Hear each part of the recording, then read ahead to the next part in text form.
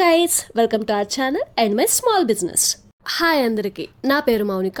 I'm an ayurvedic doctor, soap formulator, influencer, what not, a small business owner. ఒక ayurvedic డాక్టర్గా అన్ని natural chemical free ఉండాలని కోరుకుంటూ ఉంటాను. అలా వచ్చిన ఐడియానే ఈ chemical free hand made cold process soap.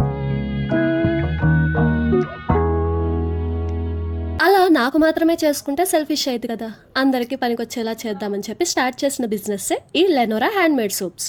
ఈ వీడియోలో అసలు సోప్ చేయడానికి ఏమేమి ఇంగ్రీడియంట్స్ కావాలి, అలాగే ఏం ఆయిల్స్ వాడుతున్నాను అన్ని డీటెయిల్ గా మెన్షన్ చేస్తున్నాను.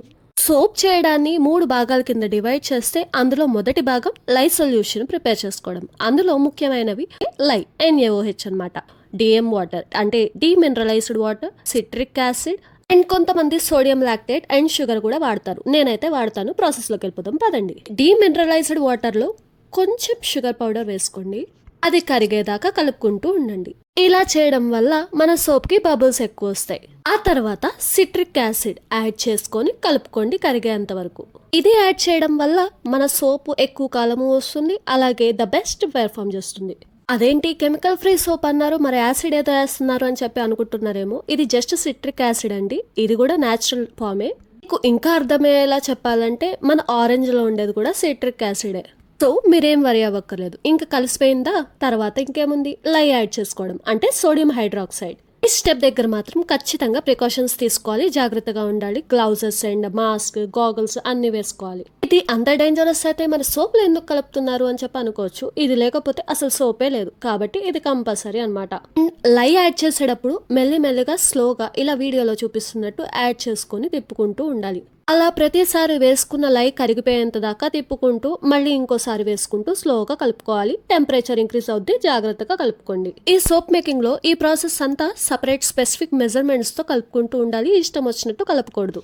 అంతే, మన లై సొల్యూషన్ రెడీ అయిపోయింది. ఇంకా టెంపరేచర్ ఒకసారి చెక్ చేసుకొని పక్కన పెట్టుకోవాలి. ఇక్కడ నేను యూజ్ చేస్తున్న ఇన్స్ట్రుమెంట్ మీకు కూడా కావాలనుకుంటే డిస్క్రిప్షన్ లో లింక్ పెడుతున్నాను, చూసేయండి. ఇంకా నెక్స్ట్ భాగానికి వచ్చేస్తే ఆయిల్ మెజర్మెంట్. సోప్స్ చేయడానికి అందరూ డిఫరెంట్ ఆయిల్స్ వాడతారు. అందులో నేనే వాడతానో చూపిస్తాను. బట్ ఈ ఆయిల్స్ కాస్మెటిక్ గ్రేడ్ ఆయిల్స్ అని సపరేట్ ఉంటాయి, అవి యూజ్ చేయాలి. ఫస్ట్ అయితే కోకోనట్ ఆయిల్ తో మొదలు పెడతాం. ఇది యూజ్ చేయడం వల్ల సోప్ కి క్లెన్సింగ్ ప్రాపర్టీ వస్తుంది, అలాగే హార్డ్నెస్, లెదర్, స్టెబిలిటీ మొత్తం పెరుగుతాయి. Next the palm oil. ఇది యాడ్ చేయడం వల్ల మన సోప్ ఎక్కువ కాలం ఉంటుంది అండ్ స్ట్రాంగ్ గా ఉంటుంది. మనం ఏమీ కెమికల్స్ లేకుండా, ప్రిజర్వేటివ్స్ లేకుండా చేస్తున్నాం కాబట్టి ఓన్లీ ఆయిల్స్ తో, దాని ప్రాపర్టీస్ తో ఈ సోప్ ని ఇలా చేస్తున్నాం.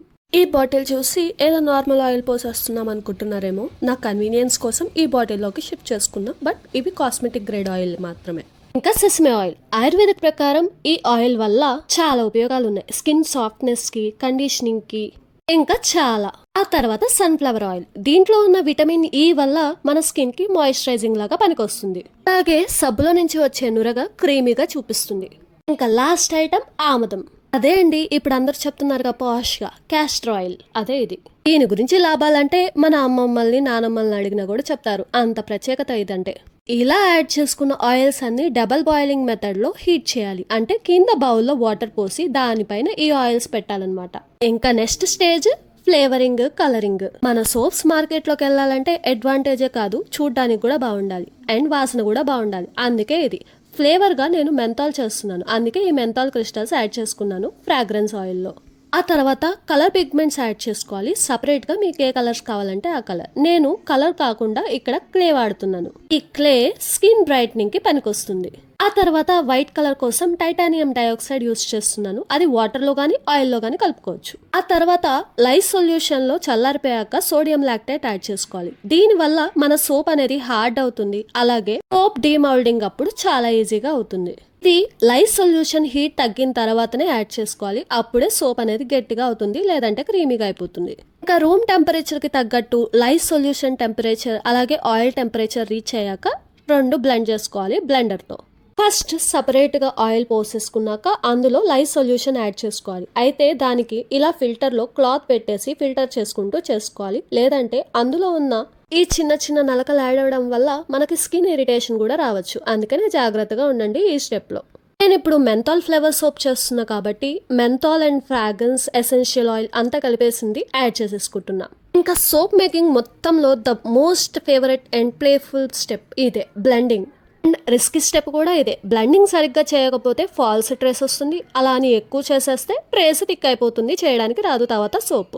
బ్లెండింగ్ చేసేటప్పుడు ఇలా పైకి కిందకి అనుకుంటూ తిప్పుకుంటూ బ్లెండ్ చేయాలి. అప్పుడే లోపల ఉన్న ఎయిర్ బబుల్స్ అన్ని పైకి వచ్చేస్తాయి.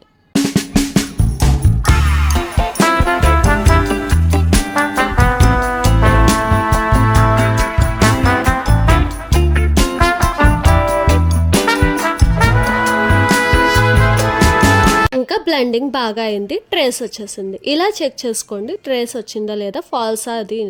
నేను ఇప్పుడు 3 కలర్ సోప్ చేయాలనుకుంటున్నా. అందుకే ఈ లిక్విడ్ మొత్తాన్ని 3 డిఫరెంట్ పార్ట్స్ గా డివైడ్ చేసుకుంటున్నాను. ఇంకా సింపుల్ అండి. ఒక పార్ట్ ఏమో డైరెక్ట్ వేసేస్తున్నాను, ఇంకా ఇంకొక పార్ట్ లో వైట్ యాడ్ చేస్తాను, అలాగే ఆ ఇంకొక పార్ట్ లో బ్లూ కలర్ యాడ్ చేస్తాను. లిటరల్లీ ఇంకా 3 కలర్ సోప్ వచ్చేస్తుంది మనకి.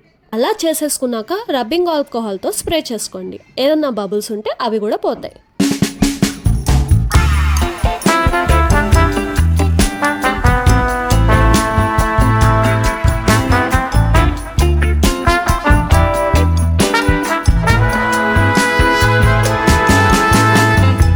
ఇలా సెకండ్ లేయర్ డిఫరెంట్ కలర్ చూస్ చేసుకున్నప్పుడు ఏదన్నా అడ్డు పెట్టుకొని పోర్ చేసుకోవాలి, లేదంటే లోపలికి వెళ్ళిపోద్ది కలర్ అంటే బ్లెండ్ అయిపోద్ది, గబ్బు గబ్బు అవుతుంది. సో ఇలా చూసుకొని చేసుకోండి.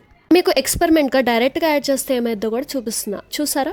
ఇప్పుడు డైరెక్ట్గా ఇంకొక లేయర్ యాడ్ చేయకుండా ఏదన్నా స్పూన్ పెట్టి యాడ్ చేస్తే ఎలా ఉంటుందో చూడండి. ఇలా ఇంత కష్టపడితే chemical free hand made cold process soap వస్తుందండి.